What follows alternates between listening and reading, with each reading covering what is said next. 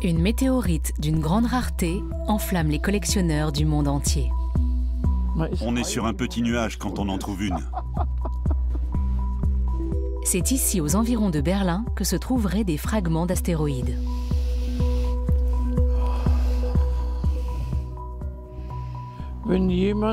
J'envie celui qui en achètera 1 gramme pour 1 000 €. À mon avis, ça en vaut même plutôt 2 000. La météorite de Riebeck, une roche d'origine spatiale, fascine les imaginaires.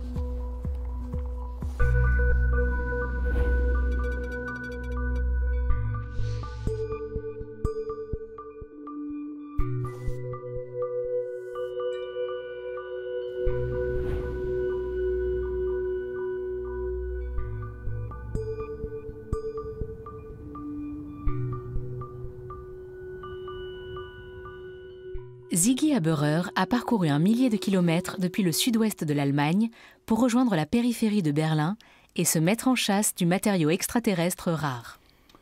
C'est ici qu'une météorite, vraisemblablement originaire de Mercure, aurait heurté la Terre fin janvier. La quantité d'informations qu'elle renferme enthousiasme et même parfois stupéfie les scientifiques. Quand on pense qu'on dépense 3 à 4 milliards dans une mission spatiale simplement pour aller en chercher quelques grammes, et tout à coup, une de ces roches, contenant exactement la même chose, tombe à nos pieds. Pour cette expédition, Ziggy a loué un hébergement et investi plusieurs milliers d'euros. Auparavant, il était architecte, avant qu'une météorite ne vienne bouleverser sa vie il y a 24 ans. Quand j'ai trouvé ma première météorite lunaire, j'ai regardé la Lune le soir même. Je n'arrivais pas à croire que j'en avais un fragment dans la poche. 2 mois après, je fermais mon studio d'architecte. Depuis, j'ai réalisé 20 expéditions dans le Sahara, à Oman et ailleurs. Ziggy vit aujourd'hui de la vente de ces pierres extraterrestres qu'il trouve à l'aide de la carte indiquant leur champ de dispersion. Les scientifiques y répertorient les endroits où elles auraient pu s'écraser après s'être désintégrées une fois entrées dans l'atmosphère. Le bleu représente la zone de recherche et le jaune, la masse principale présumée de 600 grammes. Le champ de dispersion s'étend sur environ 7 km, ce qui signifie que ce ne sera pas une tâche facile. Souhaitez-moi bonne chance. Et il va me falloir beaucoup de chance. C'est un sacré défi. On aurait tort de penser que la chasse donnera à coup sûr des résultats. Je me réjouirais d'autant plus si je trouvais quelque chose.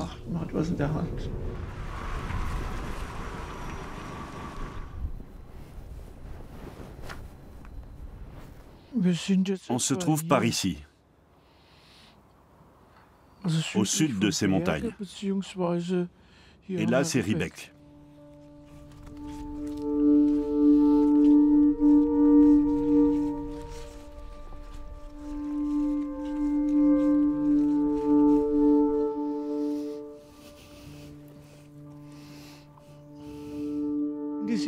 Ce n'est pas facile à reconnaître. Cette pierre peut faire illusion de loin, mais elle provient de la dernière période glaciaire en Scandinavie. Un astéroïde pénètre dans l'atmosphère terrestre à une vitesse dépassant parfois 200 000 km/h, soit bien plus vite que n'importe quelle balle d'arme à feu. Il chauffe, rougeoie, puis se refroidit. Quand on est dans un avion à 10 000 mètres d'altitude, il fait moins 50 degrés dehors. La différence de température crée des fissures très fines qu'on perçoit très bien à la loupe. C'est une des principales caractéristiques. Alors toute pierre qui n'en présente pas peut retourner là d'où elle vient. Ziggy passe 6 heures par jour, la tête penchée, à rechercher des débris. Cette météorite exerce sur lui une fascination particulière. Il s'agit de l'une des 2 météorites les plus intéressantes qui soient jamais tombées en Allemagne. Je ne pouvais pas rater ça. Sur ce vaste terrain, les collectionneurs privés sont généralement seuls.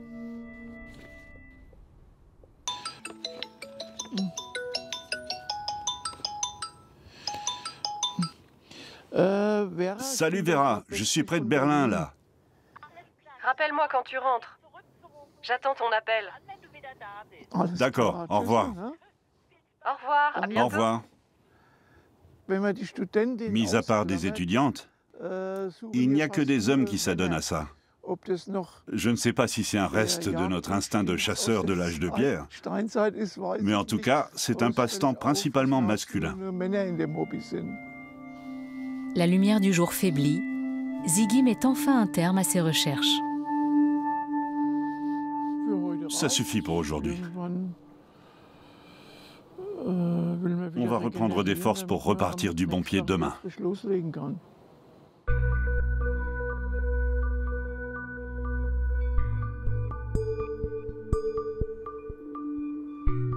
Lutz Hecht est géologue au musée d'histoire naturelle de Berlin.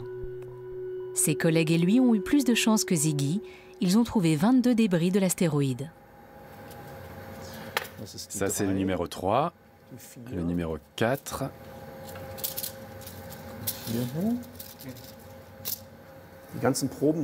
Chaque échantillon porte le nom de celui qui l'a trouvé, en guise de reconnaissance envers tous ceux qui ont participé aux recherches. On retrouve la même référence sur la petite boîte qui les contient.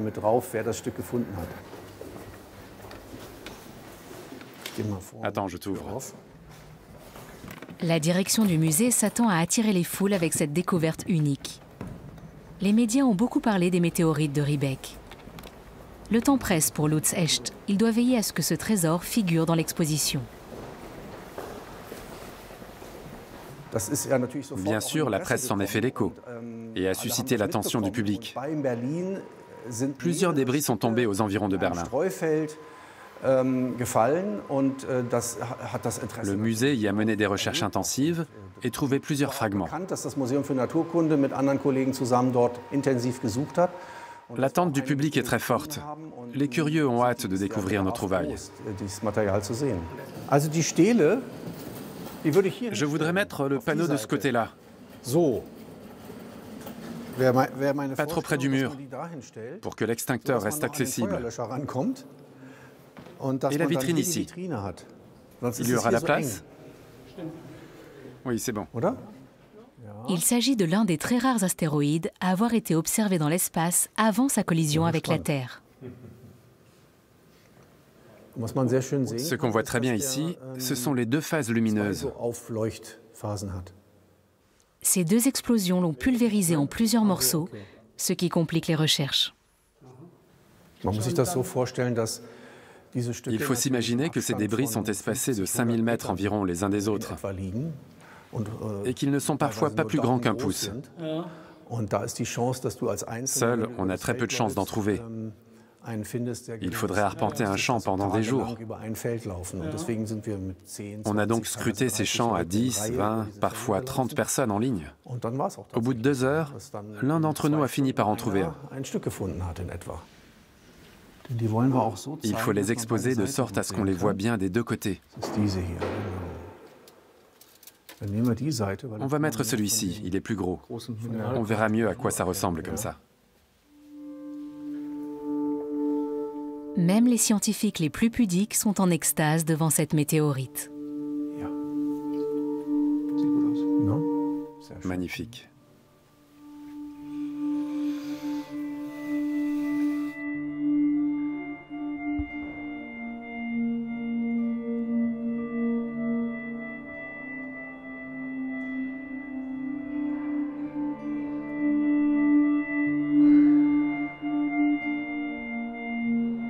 Le jour tant attendu est arrivé.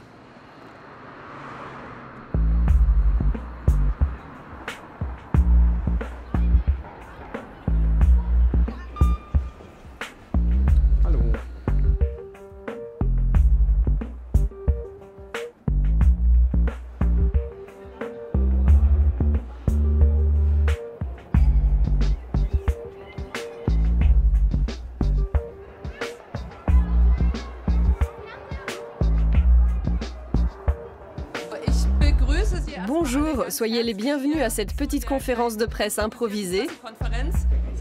Lutz? Pour les scientifiques, se retrouver soudainement au centre de l'attention n'est pas chose courante. Après nos premières découvertes, nous avons constaté qu'il s'agissait d'une météorite particulièrement rare, puisque moins de 1% des météorites qui tombent sur Terre sont du même type. Ça a été une sensation pour nous.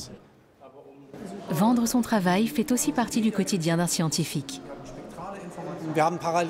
En parallèle, nous menons des recherches dans nos laboratoires. Alors nous alternons entre analyse, communication auprès de la presse et ouverture de l'exposition.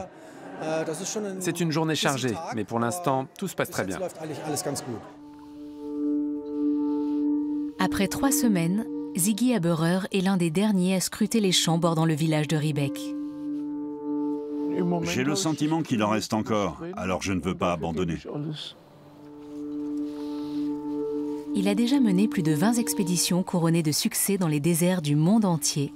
Mais ici, la chance n'est manifestement pas de son côté. Pourtant, il n'arrive toujours pas à renoncer. On est sur un petit nuage quand on en trouve une.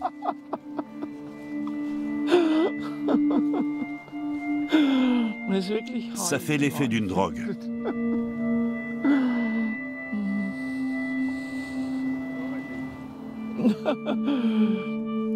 Malheureusement, la chance continue de le fuir, contrairement à la concurrence. J'en ai une.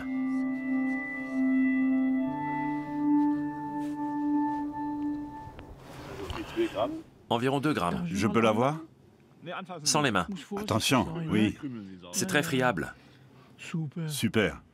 Vous étiez au bon endroit, au bon moment.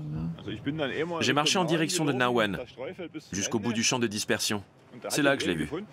C'est la toute première que je découvre ici. C'est quelque chose.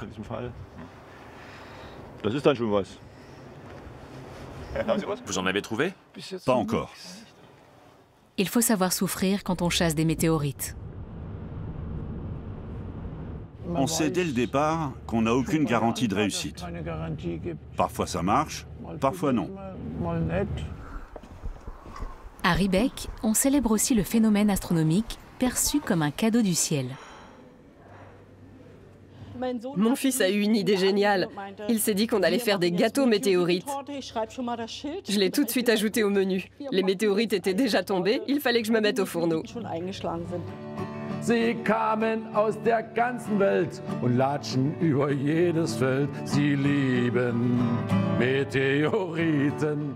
Son compagnon, lui, en a fait une chanson. Die Einschläge kommen immer näher, sagt der Fuchs zum Eichelheer. Wir lieben Meteoriten. Après 22 jours de recherche, Ziggy Haberer abandonne et rentre chez lui dans le sud-ouest de l'Allemagne.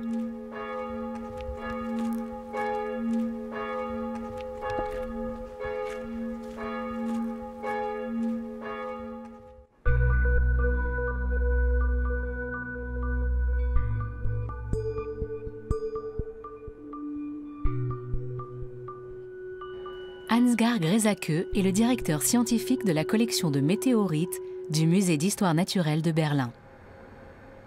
Tandis qu'en bas, dans les salles d'exposition, les morceaux de météorites font leur effet sur les visiteurs, en haut, dans le laboratoire, l'expert analyse d'autres débris retrouvés à Riebeek. Les placards du musée renferment plus de 12 000 météorites. Alors j'en ai vu passer, mais ça, c'est exceptionnel. C'est comme gagner le gros lot. La chute d'une météorite aux portes même de Berlin, c'est sensationnel.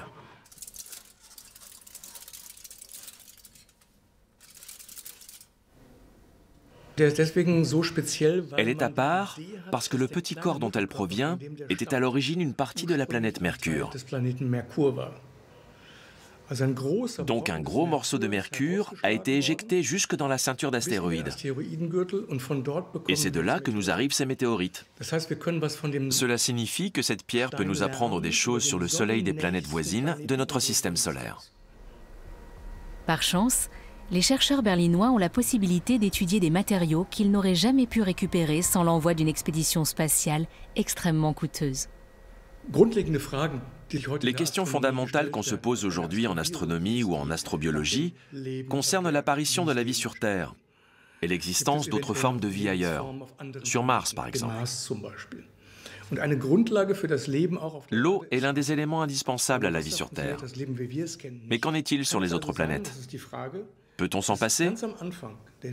On essaye de déterminer si au tout début de la formation de notre système solaire, ces météorites qui sont tombés sur la Terre y ont apporté l'eau et permis ainsi l'apparition de la vie.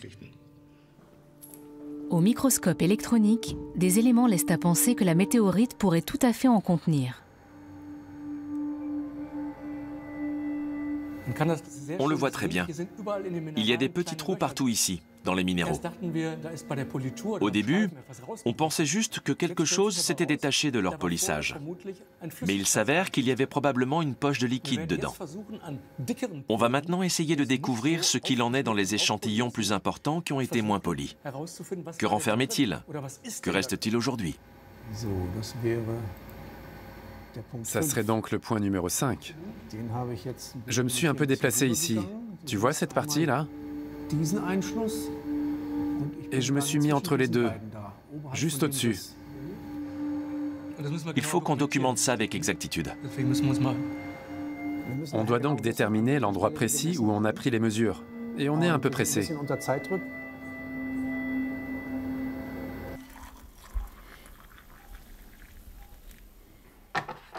Sigi Haberer est de retour en Bavière. Il vit chichement dans une colocation à la campagne. Il conserve ses pierres dans des caisses. Il n'a pas de loisirs coûteux. C'est pour cela qu'il parvient à surmonter les périodes de vaches maigres quand le commerce de météorites n'est pas très florissant.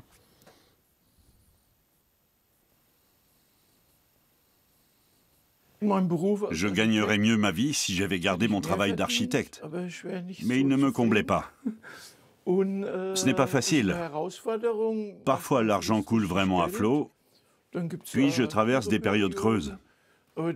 J'accepte très volontiers les défis, car je souhaite tout simplement avoir le plaisir de vivre de ma passion. Les vendeurs de météorites aussi découpent leurs précieux trésors. La plupart des collectionneurs sont des particuliers et ont des idées assez précises en tête.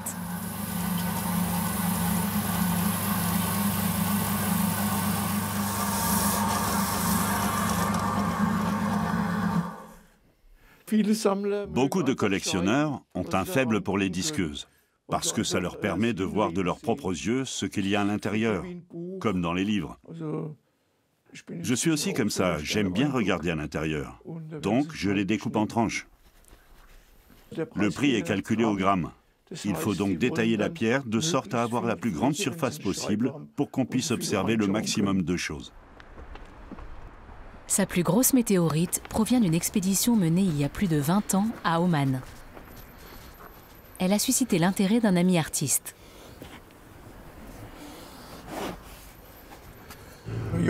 Joren est tombé sous le charme d'une de mes pierres.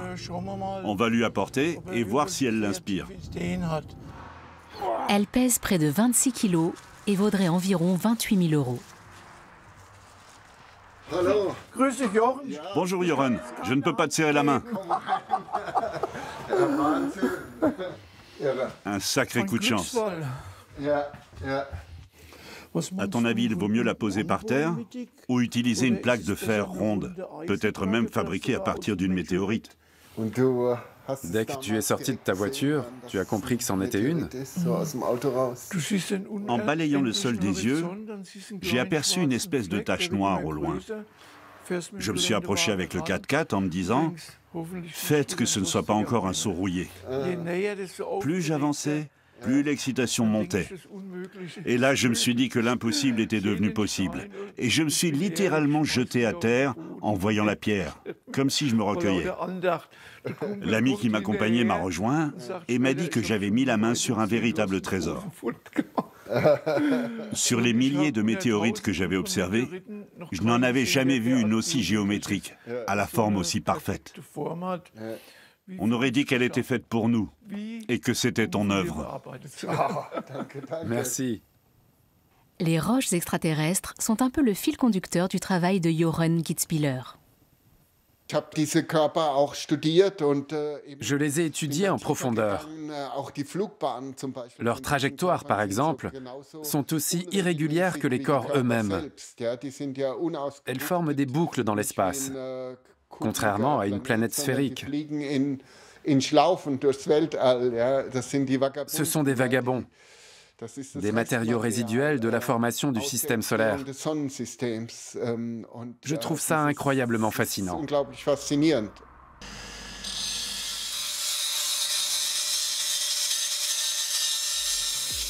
L'art axé autour du cosmos rencontre beaucoup de succès.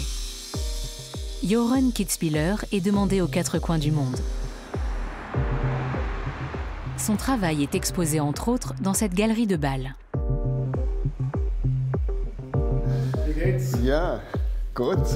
Pour lui, l'enthousiasme suscité par les corps extraterrestres repose sur une aspiration spirituelle. Historiquement et culturellement, cette curiosité ancestrale et profonde de l'humanité s'explique par la volonté de créer un lien entre le ciel et la terre. L'homme se trouve entre ces deux mondes. Il y a peu, Ziggy a vendu sa deuxième plus grosse pierre à un entrepreneur spécialisé dans la technologie laser. Oh, merveilleux! Bienvenue, je suis ravi de vous voir. Moi aussi. Vous voulez revoir votre pierre? Vous ne pouvez pas vous en passer, hein? Oui, je veux m'émerveiller encore une fois. C'était ma préférée. Elle me fait aussi cet effet à chaque fois. Ziggy est venu prendre des photos pour son site internet. À l'origine, l'entrepreneur voulait acheter une œuvre d'art. Puis j'ai vu ce miracle de la nature. Elle m'a tout de suite ému et je me suis dit qu'il fallait absolument que je l'aie. J'ai oublié. Combien je voulais acheter? Un montant à 5 chiffres. Vous voyez, lui non plus ne s'en souvient pas. Combien vous dites? Un montant à 5 chiffres. Oui, un montant entre 4 et 5 chiffres. On peut le dire comme ça. Le chiffre exact n'est pas très important, je crois. Ce qui compte, c'est l'effet que ça nous fait. On cherche tous un endroit ou quelque chose où puiser de la force. Pour les uns, c'est la religion, pour d'autres, les conseils d'un ami. C'est comme ça que je l'ai ressenti, comme si elle me donnait d'emblée une sorte de coup de pouce. C'était une sensation très grisante, comme un sentiment de protection.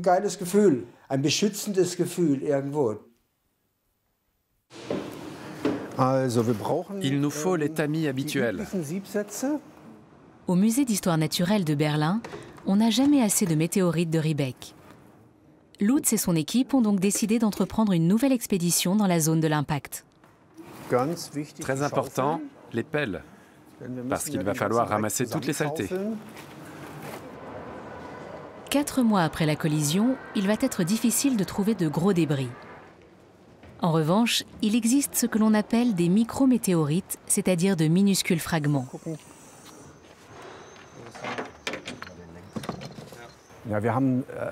Nous nous retrouvons dans une situation unique. Pouvoir étudier le météore depuis sa phase initiale, à savoir son entrée dans l'atmosphère, jusqu'à son champ de dispersion, et peut-être même le rattacher aux micrométéorites que nous allons récolter. Un lien qui n'est jamais établi d'habitude.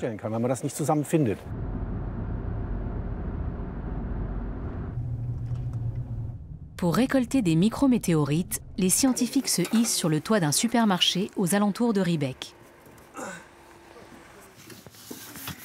Accroche-toi à mon bras, comme si c'était une poignée. La poussière de ces derniers mois s'est amassée sur l'immense surface du toit.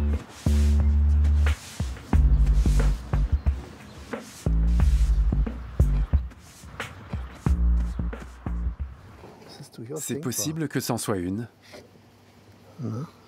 Ça y ressemble beaucoup.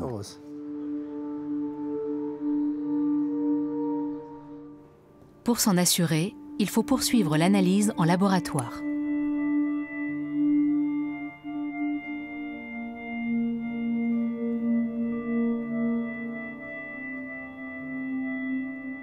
Les rayons X permettent de décrypter les composants chimiques. Les premiers résultats sont décevants. Elle contient du silicium, ainsi que de l'aluminium. Mais je m'attendais à ce qu'il y ait beaucoup de magnésium, ce qui n'est pas le cas. Il n'y en a qu'une petite quantité ici. En plein milieu de ses recherches, l'astrobiologiste reçoit une information inattendue. Le succès probant des travaux menés par son équipe ces derniers mois est menacé, car des scientifiques concurrents pourraient bien les devancer. Nous ressentons une certaine inquiétude, parce que nous venons d'apprendre que la concurrence a déjà soumis un document très complet en vue d'une publication. Nous devons réfléchir à ce que nous allons faire de nos données, car si nous attendons trop longtemps, d'autres laboratoires vont faire paraître leurs articles. Les revues scientifiques pourraient donc rejeter nos travaux parce qu'ils auront déjà été publiés par leurs concurrentes. Ça serait très dommageable pour nous si c'était le cas.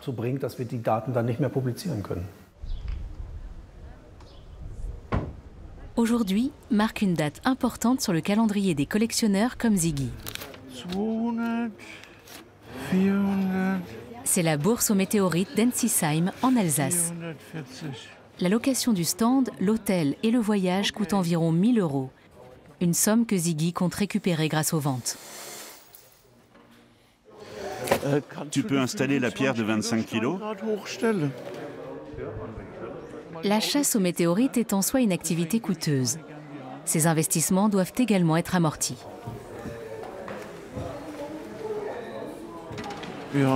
Nous avons entre 6 et 7 000 € de frais par expédition.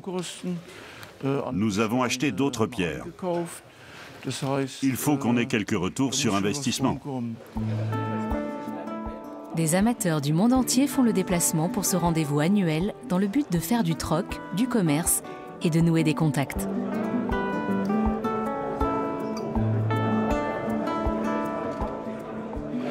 C'est une L6. 25,9 kilos. Il y en a 16 sortes différentes. Sur le site d'Almaty, c'est complètement inédit. En temps normal, on ne retrouve qu'une seule et même variété de météorites. Et là, il y en a 16. Ziggy en est à sa 24e participation. Je vous remercie. Enfin, on se remercie. Il n'a toujours pas entièrement renoncé aux météorites de Riebeek. Tu en as vu de Riebeek? Oui, j'en ai. Tu en as acheté? Il faut absolument que je vois ça. J'ai marché des heures et des heures pendant 22 jours pour en trouver. Mais la matière semble s'effriter.